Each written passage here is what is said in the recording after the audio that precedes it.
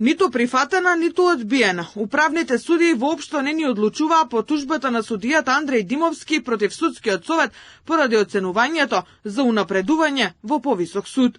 Тужбата на тужителот Андреј Димовски од Скопје, поднесена против решението број 09-3/7 од 2.5.2025 година на тужениот орган Судски совет на Република Северна Македонија и предлогот за определување на времена мерка се отфрлаат.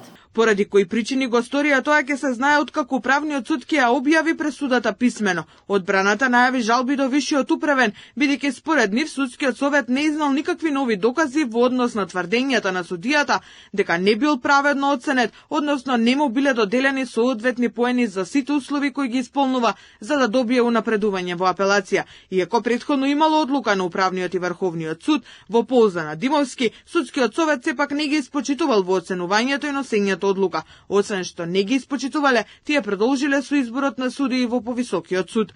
Очигледно, управниот суд одлучи да одбере улога на надвивачна страна на тужениот орган, со што се подкупува и понатаму вербата на граѓаните во правниот систем на државата. Но истовремено, наместо да се следи образложението на претходно донесената пресуда, наместо да се следат укажувањата кои што беа дадени од страна на Врховниот суд, сега имаме диаметрално спротивна одлука на судот, што значи дека ваквото решение е озаконување на неправда, ваквото решение е подкупување од корен на правниот поредок и уставниот поредок на државата.